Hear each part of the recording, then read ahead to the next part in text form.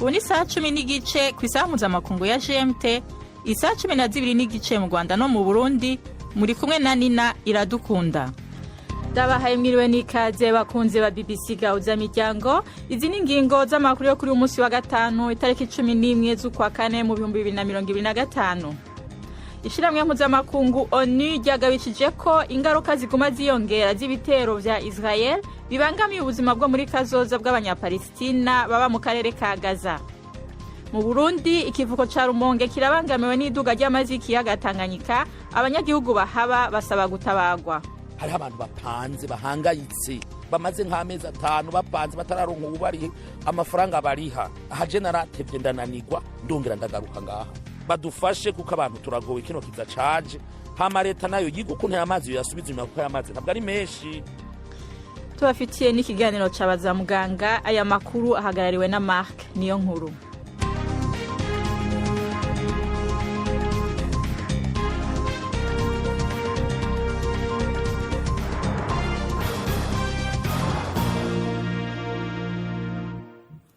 Idonido y'ivyo vyose ni mukanya. Prime Ndikumagenge aje kutusomera yavuga ku isi ari muri studio zacu za Nairobi. Idolari ryagabanutse agaciro ku masoko mpuzamakungu mu gihe ukutabona ibintu biva niyo bija kuvyerekeye politike y'ubudandaji ya Donald Trump bibandanya gutesha umutwe abanyamitahe. Idolari ryashitse ku gaciro karyo kambere ko hasi ku ifaranga ry'Abaswiss mu myaka 10. Hari gihe vyashitse rishika ku rugero ritari bwigere rishikako ku myaka 3 ugereranije na euro. Kare igiciro c'inzahabu caduze ku rugero rwa mbere runini mu gihe abacuruzi barondera ibintu bidatakaza agaciro iyo amasoko y'imitahe ahungabanye. Isoko ry'imitahe rya Dow Jones ryuguruye riri hasi gatoya inyuma y'indwi rigwa rivyuka. Hagataho Ubushinwa bwongereje amakori buca ibidandazwa bivuye muri Leta Zunze Ubumwe za Amerika gushika ku rugero rw'125% kwijana, bukomeza gusumba intambara y'ubudandaji hagati y'ivyo bihangange bibiri mu butunzi kw'isi. Ubutegetsi bw'Ubushinwa bwavuze yuko butazoduza ayo makori kurenzaho naho Amerika yo yobikora kuko ubudandaji kuri urwo rugero rw'amakori atakinini ruba rukivuze. Amakori ya Amerika ku bidandazwa byinshi biva mu Bushinwa ubu ahagaze ku 145%. Ishami rya ONU ryitaho abana ririyamiriza amabi yo gusambanya abana ku nguvu yiraye mu buseruko bwa Republika ya Demokarasi ya Kongo. UNICEF ivuga yuko abana bangana nibura 1/3 c'abantu hafi ibihumbi 10 bakorewe amabi yo gusambanywa ku nguvu canke yandi mabi ashingiye ku gitsina yatohojwe mu mezi 2 ya mbere y'uyu mwaka. Ni inkuru ya Will Ross twumva mu ijwi rya Florentine Kwizera. UNICEF imenyesha yuko urugero rw'abafatwa ku nguvu mu buseruko bwa Kongo rutari bwigire rushika aho rugeze muri kino gihe. Ivuga yuko arakaga kakwiye aho abahuye nako barimwo n'abakiri bitambambuga. Iryo shirahamwe ryitaho abana rimenyesha yuko igihe intambara zari nyinshi cane mu ntango z'umwaka, uko iminota 30 iheze haba hari umwana yafashwe ku nguvu. Rivuga yuko imigwi yitwaje ibigwanisho ikoresha ubwo bubisha nk'uburyo bw'iterabwoba. Amashirahamwe haranira agateka kazi na muntu yatanze ivyegeranyo vyerekana yuko umugwi M23 ushigikiwe n'ubutegetsi bw'u Rwanda wafasha abantu ku nguvu. ONU ivuga yuko hakwiye gushigwa inguvu hamwe kandi mu maguru masha mu nzira yo gukumira ivyo bitero vyo gufata abantu ku nguvu no kugarukira kubahuye nako kaga bakeneye gufashwa. Aya makuru mwumva na ya BBC. Inama bashigikiye Ukraine yabereye i Bruxelles biyemeje yini mfashanyo yo gushigikira ya gisirikare yo gushigikira Ukraine ingana na miliyaridi 4 z'amadolari. Igihe yatangaza ico giharuro, John Hille mushikiranganje w'Ubwongereza jejwe kwivuna abansi yavuze yuko barungitse ikimenyetso ku Burusiya ko bahagaze inyuma ya Ukraine.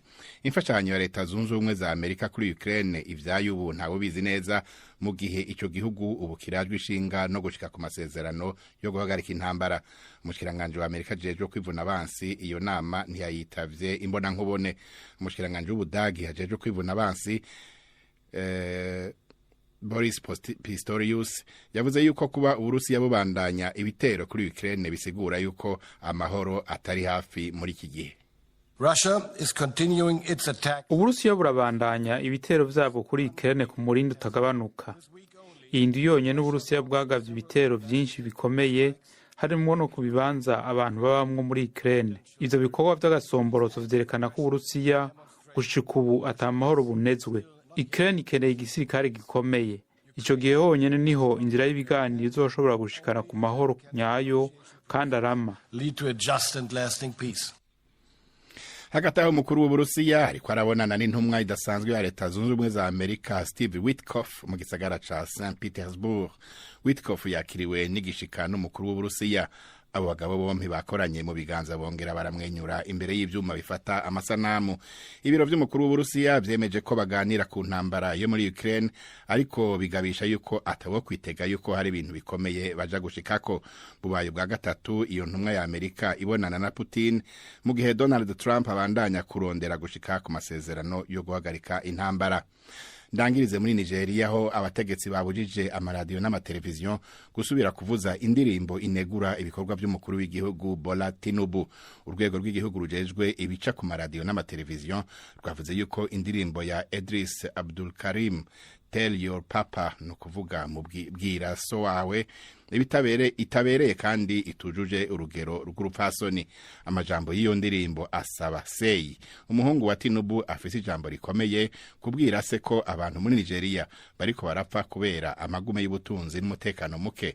Igihe yaba umukuru w'igihugu haraheze hafi imyaka 2, Bola Tinubu yarakoze amahinduka atari make yatumye ubuzima buzimba gusumba. Nina. Urakoze Pime ndi kumagenge kuri ayo makuru ejeje kudushikiriza.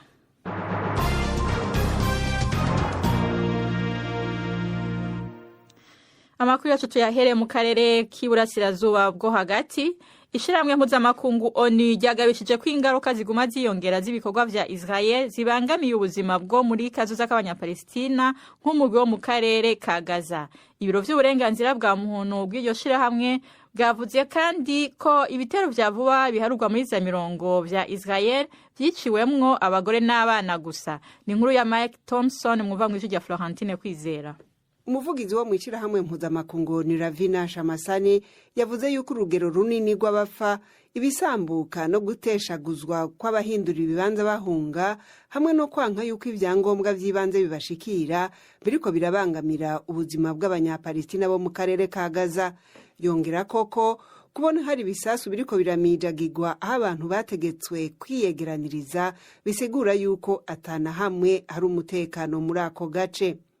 Icegeranyo c'ishirahamwe mpuzamakungu casanze kandi hari ibitero bigera kuri 36 vya Israel bimaze kugabwa kuva hagati mu kwezi guheze, vyishe abagore n'abana gusa.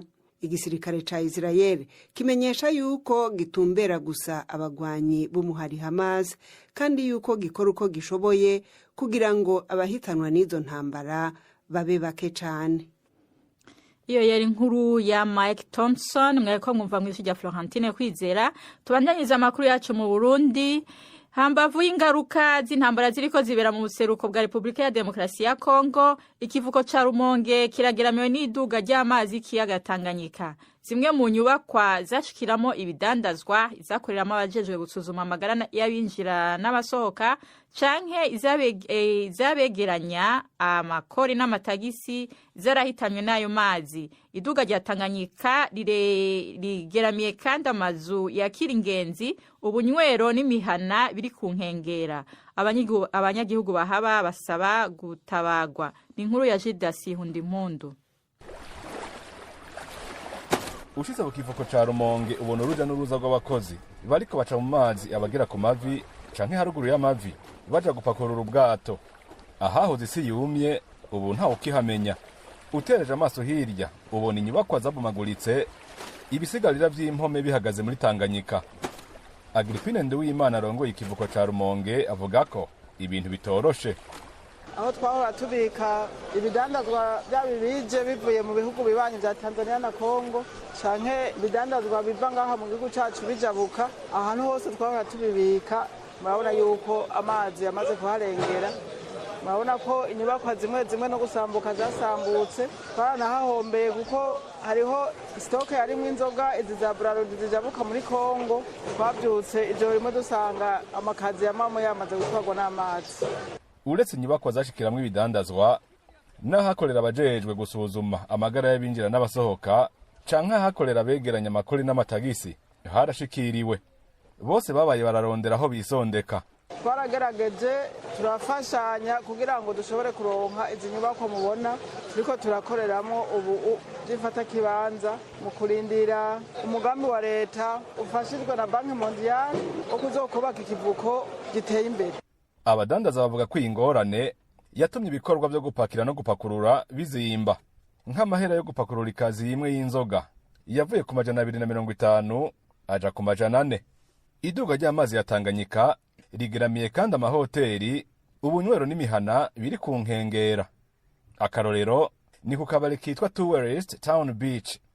Iki kibanza cahoze bikundwa cane kikinjiza amafaranga menshi, ariko ubu ibintu bimeze nabi. Gerizone Tebakumva ni wahajejwe. Uruhombo ni gose kubera uko twakira abantu kare siko tuhaye turabakira ubu bivanye naho twahora tubicarika amazi yarahatwaye. Bikimeze neza nk'indya mwadandaza kumusaba zingana gute? Yaba ari nyinshi cyane kubera nko ku munsi twararonka nk'umiliyoni 2 kuduka. Imwe muri quartier zigaramiwe cyane ni Kanyenkoko. Abanyagihugu bidoga ko inzego z'igihugu zabataye basaba gutabarwa. Hariho abantu bapanze bahangayitse bamaze nk'amezi 5 bapanze batararonka ubari amafaranga bariha. Ahaje naratevye ndananigwa ndongera ndagaruka ngaha. Naremeye ndavogera muri ayo mazi ndayabamwo ndagira gute ngire gute none. Nta mahera dufise yo gupanga. Badufashe kuko abantu turagowe kino kiza caje. Hama leta nayo yiga ukuntu aya mazi yasubiza inyuma kuko aya mazi ntabwo ari menshi. Abuduru Ntiranyibagira umuyobozi mwishikira mu biro kwa Buramatari wa Rumonge avuga ko ababa mu bibanza bikarirwa cane n'imyuzure babimuriye ahitwa ku Mutambara. Anegura ko harabagarutse kandi bibujijwe. Ariko naho twa basubiye mu zabo Tanganyika kandi subiye kuduga ikibatera. Bisigura yuko bijya bice ni bice kugira ngo leta ikingire ubuzima bwa bene gihugu. Ni bice bidakwiye kuyuko habaho abene gihugu. Mu mwaka wahera amazi ya Tanganyika yaraduze ku rugero rutari bwabeho, yonona ibitari bike muri Bujumbura, Rumonge na Makamba. Harabibaza ko ivyabaye ico gihe vyoba bigira bisubire. Gildas Ihundimpundu mu Rumonge. Urakoze Gildas Ihundimpundu. Ubu ni saa 11:42 muri studio za BBC i London. Ni saa 12:42 nyene mu Rwanda no mu Burundi. Aya makuru murayumva no kuri Kisoro FM mu manuko bwa Uganda, kuri radio Humuriza FM n'isanganiro mu Burundi. Murashobora no kuyaronka ku rubuga rwacu rwa internet na Facebook live. Amakuru yacarabandanya inyuma y'akaruhuko gato.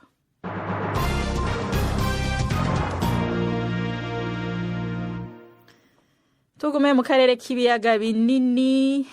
Yarokotse genocide afite imyaka 3 gusa, abura abavandimwe bose, none ubu ni umushoramari mpuzamahanga ku rwego rw'ikoranabuhanga. Nyuma yo kurokoka wenyine mu muryango wa hafi w'abagera kuri 50, Joseph Semafara yisanze ari wenyine agomba guhangana n'ubuzima kandi akiri muto.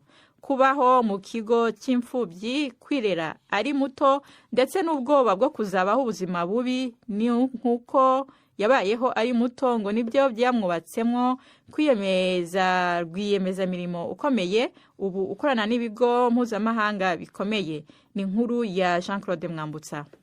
Isare niho dukorera amahugurwa. Joseph Semafara, umugabo w'imyaka 34, aradutembereza inyubako akoreramo ubushabitsi mu bijyanye n'ikoranabuhanga. Ntabwo ari inzira yamworoheye, ariko kuko uyu mugabo yabuze abantu benshi bo mu muryango, arokoka afite imyaka 3 gusa, kandi ari we muhungu wenyine washoboye kurokoka muri uyu muryango. Avuga ko ubuzima bwo mu kigo cy'imfubyi yabayemo budindiza ku bijyanye n'imitekerereze, ariko we ngo bwamubereye n'isoko y'imbaraga. Ibiba bikuzengurutse ni ukutagira icyo ugeraho mu buzima.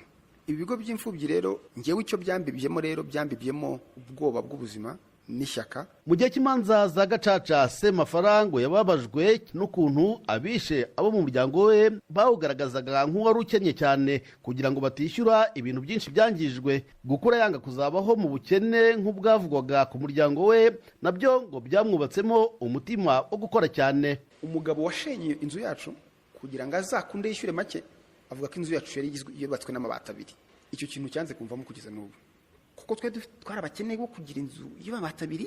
Ngira inyota yo gukora cyane maze gushaka naho nibaza kuki mfite inzu ifite ibyumba 8 ndakubyibazaho nyuma nsanga nayubakanye igikomere ndi kugereza kwivura cya gikomere muri ngiyewe mu indani harimo ikintu gishaka guprovinga abantu ko tutari dufite akazu gato. Avuga ko adatunze amafaranga menshi ariko ngo azaba yafite aho baherereye kandi biteguye kuyarekura. Nagiye muri Amerika mbona company ndayibwira ibi ndayemeza.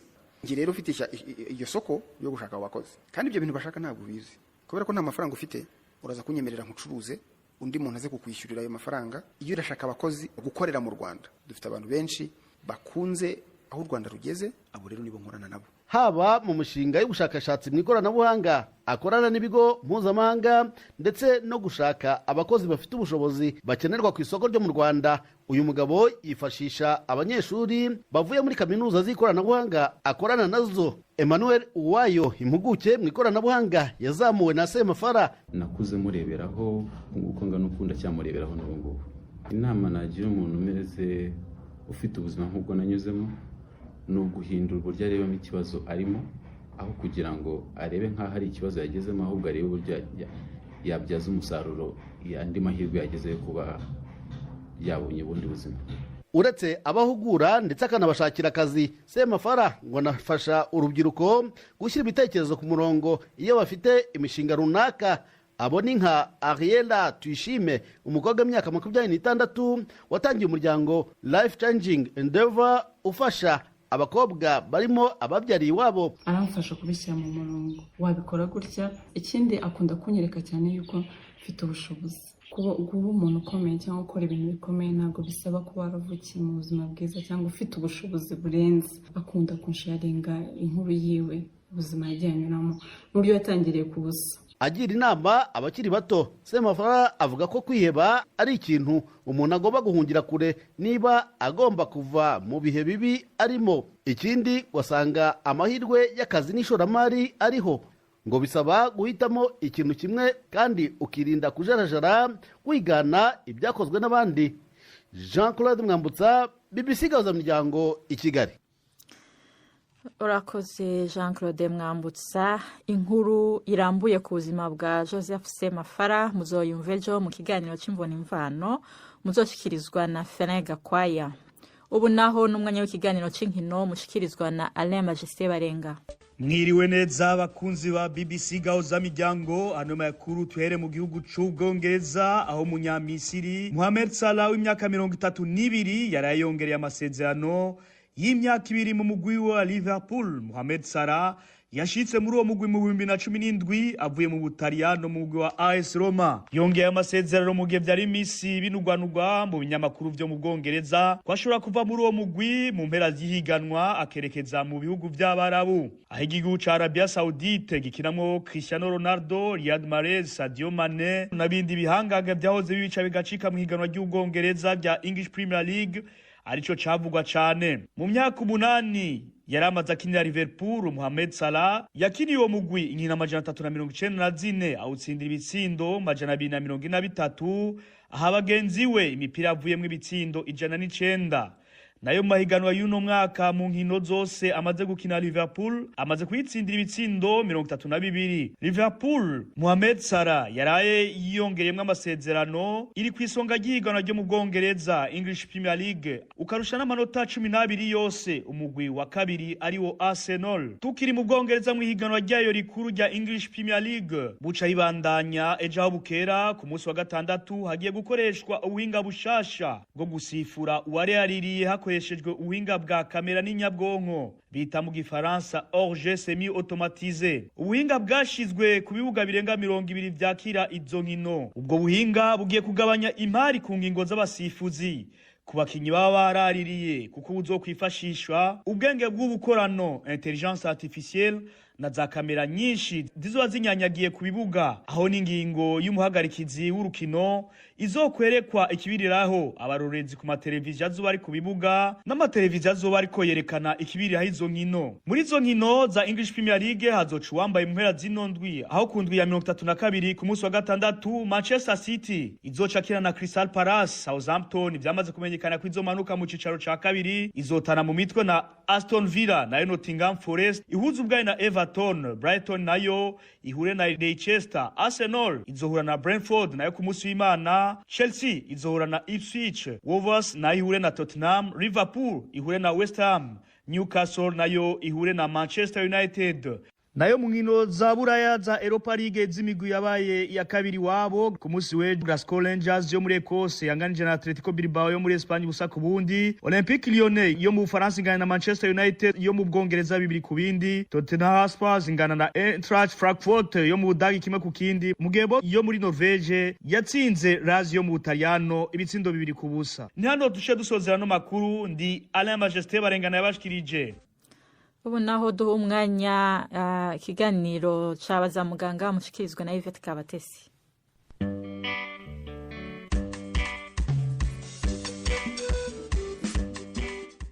Mwireho neza. Umubyibuho ukabije ni kimwe mu bibazo gifatwa nk'uburwayi bukomeye. Ariko se iki kibazo cyaba giterwa n'iki? Turi kumwe na muganga Rigana Intsinzi. Rero iyo tuvuga umubyibuho ukabije ni ukugira ibiro birenze ibikenewe.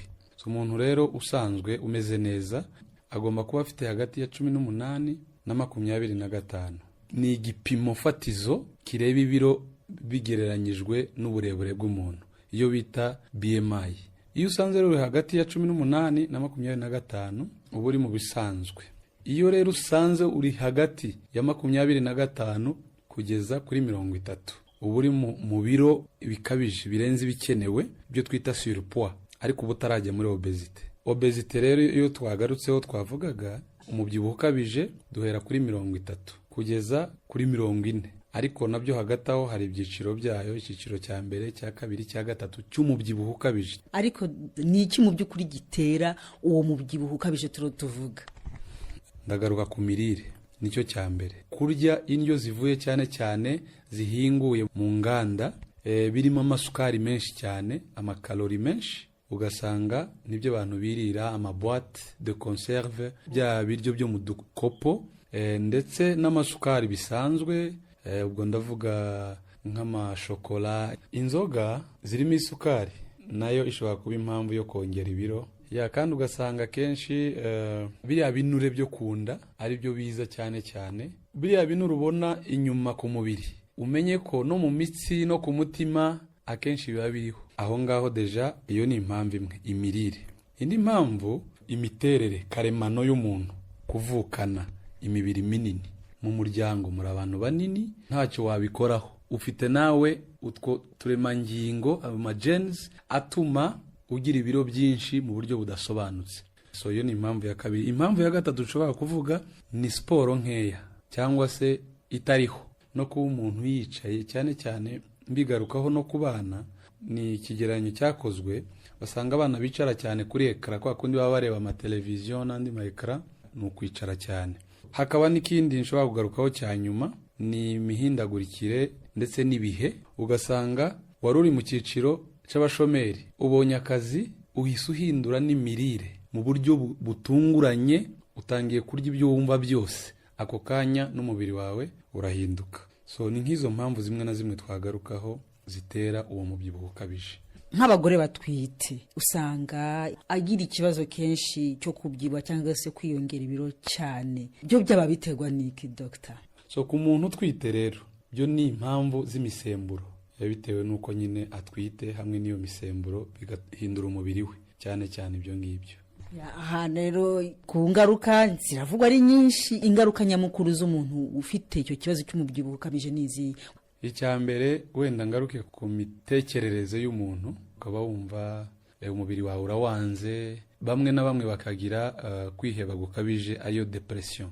Icyo nicyo nagarukaho cya mbere. Icya kabiri, cyane cyane ari nacyo gikomeye, ingaruka nyinshi zijyana n'uwo mubyibuho ukabije ni indwara z'ibyuririzi ziza zikurikiye uwo mubyibuho. Indwara z'umutima, ngaruke ku ndwara zijyane n'isukari, ariyo diabete, ndetse bavuga ko na kanseri zimwe na zimwe ariko cyane cyane iz'amara ndetse na kanseri z'ibere ku badamu rimwe na rimwe uwo mubyibuho ukabije ushobora kuba ari impamvu imwe mu bibitera izo ndwara.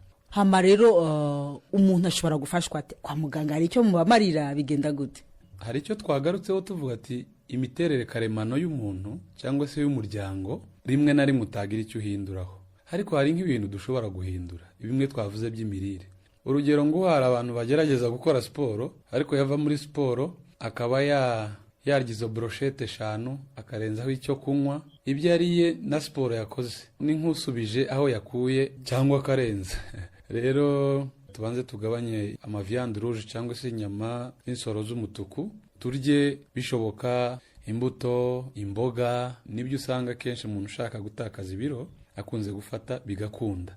Ariko cyane cyane tubabwira ko bakwegera n'abaganga, ndetse hari n'abaganga nyine bizi by'imirire bakaba babagira inama. Kandi gutakaza ibiro mbabwire ntabwo ari ukubitakaza icyumweru kimwe cyangwa ukwezi kumwe. Wibwira rero ngo urakora siporo icyumweru kimwe ngo birarangiye, gerageza niyo byafata umwaka cyangwa imyaka 2, hari uburyo wihereza agahigo ukavuga ati ndabitakaza kandi mu buryo bw'igihe runaka. So warubajije uti kwa muganga hari icyo twakora. Nibyo, hari imiti rimwe na rimwe ishobora gufasha, ariko akenshi usanga nta n'ingaruka nyinshi iyo miti yamufasha. Ariko hari kubagwa, wa mubyibuho ukabije tuvuge wenda nka cya gipimo twatangiriyeho cya kigereranyo ageze nko muri 40, usanga rero uburyo bwo kubaga bakaba bamugabanyiriza ubunini bw'igifu kikaba gito kugira ngo ibyo azajya arya bibe bikeya. Ubwo ni uburyo bumwe, ndetse hari n'ubundi buryo bashobora kugabanya igifu ndetse bakagabanya n'agace gatoya kamara kugira ngo byagogora by'ibiryo ribe rikeya. Iyo byageze aho ngaho rero mu buryo bwo kubagwa biba bikabije cyane. Muganga Rigana Intsinzi watubwiraga ku bijyanye n'umubyibuho ukabije. Ni naha rero dusoreje, muramukeho neza.